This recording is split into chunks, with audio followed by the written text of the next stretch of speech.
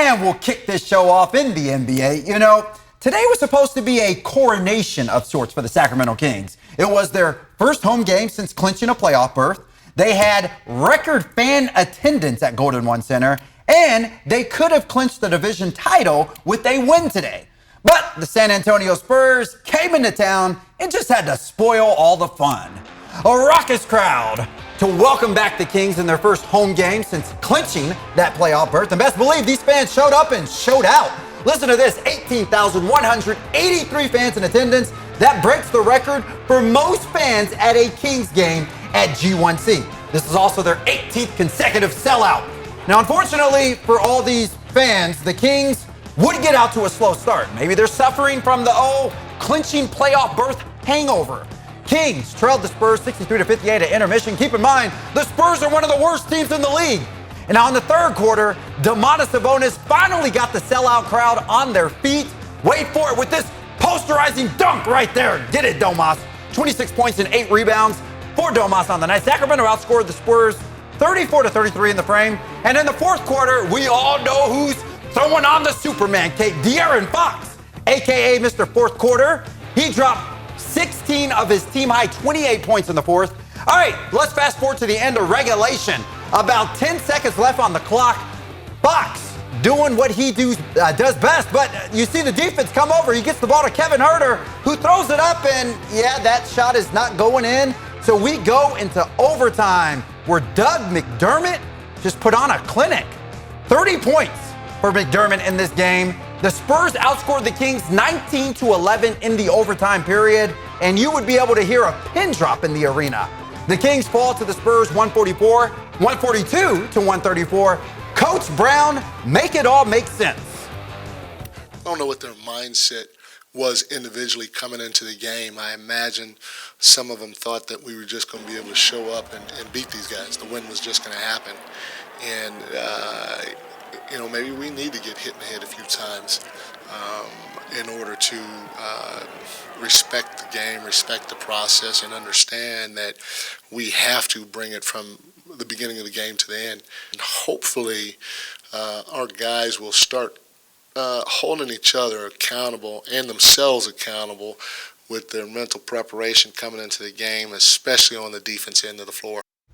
Well, we know if anyone is going to hold the Kings accountable, it's that man who was just talking, Coach Mike Brown. Now, Matt, before we break down this game and the ugliness that we saw, let's just go back and celebrate a little bit. Obviously, Wednesday night was a historic moment for the Kings and the franchise. They broke the 16-season playoff drought. You and me were both in Portland to experience that on Portland's home floor, but to say the least, Matt, I think these Kings fans have been waiting forever for this moment. Yeah, no, it was an excellent moment. And even though we knew it was coming for a while now, it's one thing to know it's coming and it's another for it to actually happen, especially for a fan base who has hoped that it would come for 16 straight years, nearly 17 years. It would have been 17 a little bit later on this month. So it's been a long time coming for Sacramento Kings fans. So to have that moment, it would have been better, of course, on Monday at home against the Timberwolves. Kings didn't get that done, but they do it right away in Portland, handling their business, winning that game by 40 points too. So it wasn't necessarily a nail-biter there towards the end to know if the Kings were going to clinch or not. But to have that moment and to have the conversation or the narrative about the Kings' playoff drought be gone. I mean, we're still going to talk about it this year when we get to the playoffs. We're still going to talk about it for context reasons, and maybe we'll bring it up for years to come because it was the longest playoff drought, not just in NBA history, but in North American sports, the longest active playoff drought. So we'll certainly bring it up and talk about it some more in the future just to provide context, but hopefully the Kings aren't getting remotely close to 16 years ever again. Heck, it shouldn't even get to 6. Let's make sure it doesn't get to 6. Well, definitely the way this team is built and the pieces that they put around some of their star players, I definitely don't think it'll be another 5-year gap even at that. Now, Matt, we got to talk about the ugly, and that's what happened today. You talked about it earlier. They lost to Minnesota on Monday night, which would have been great for them to clinch on their home court. And then today, they lose to an absolutely horrific San Antonio Spurs team, which is among one of the worst teams in the league. They've already been eliminated from playoff contention. Now, Matt, the thing that's most startling to me is at home, the Kings are 23-17, and they are giving up a staggering 120 points at home.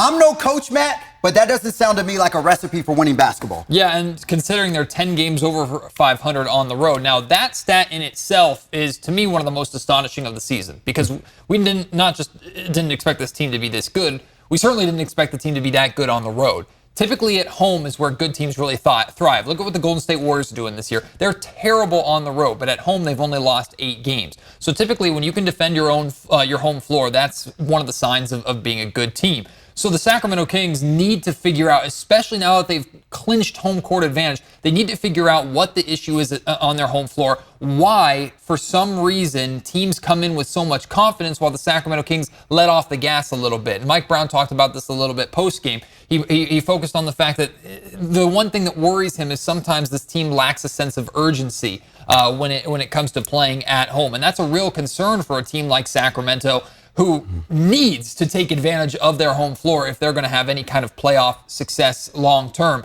So, I mean, you can point to a bunch of different things. Mike thinks they're more up for the challenge defensively on the road, and they kind of expect to win in Sacramento, so they take the foot off the gas a little bit. I would rather see the Sacramento Kings team approach every single game, regardless of opponent, as if they need to win that game. You know, it's interesting. The Kings, there were concerns about Sacramento post-All-Star break, right? Is this team going to be able to, they've never been in this position before, these games matter, are they going to respond? Well, the team responded. As soon as they got to around clinching the playoffs, that's where they've started to kind of fade into the background a little bit. So now with 4 games remaining, only 1 home game left against the Golden State Warriors, who they may face in the playoffs, they needed to make sure that they're figuring out how to address this issue now, because if they're going to struggle in game 1 and game 2 with home court advantage, they're going to have a rough playoffs. Yeah, definitely no time to get complacent right now with the Sacramento Kings team. And another thing, man, you look at them defensively, they're bottom 5 defense in this league. Now, I get it. They put up a lot of points. They're leading the league in offense, but there's going to be times when your defensive vulnerability is going to get the best of you. You let a Spurs team with no all-stars come in here and score, 142 points on you? Right. So at some point in time, they have to get better defensively. And Matt, just one other thing. We've been hearing a lot of other teams talk about, we want the Sacramento Kings in the first round. Because a lot of other teams think it will be an easy playoff round win for them if they go against a team like Sacramento Kings. And when they have games like they had today, it doesn't help their cause. Last thing I want to talk about, Keegan Murray. He broke the rookie three-point record, surpassing Donovan Mitchell for most threes in a season. What have you seen from this stud? Well, look, this young man is absolutely incredible. And a lot of teams, you talk about needing big threes, right, in order to win championships. I don't know if we're ready to label this as a championship big 3 yet, but if the Kings are going to have a big 3, Keegan Murray's their 3rd guy. I mean, as a rookie, he's already his name is up there with some of the greatest shooters of all time, some of the best players in our league today with the 3-point shooting that he's shown off. He's only getting better as a rebounder, only going to get better as a defender, has already shown tremendous growth attacking the basket, attacking the rim with his weak side defense. So he's so young, and this is just his first year, and he's a rookie with a primary role in the starting lineup, which typically you don't see on a team as good as the Sacramento Kings from a lottery pick. He's only going to get better. The Sacramento Kings are in great shape with him. Absolutely. If he's not on the all-rookie team at the end of this season, I'm going to slap somebody. All right. Now, I'm really not. Not me. Please. No one. All right. Now, remember, if you can't get enough Kings content, you can get so much more, all the latest Kings talk every day on the Locked On Kings podcast, hosted by our very own Matt George. You can listen on ABC 10 Plus or ABC10.com. We're right back after this.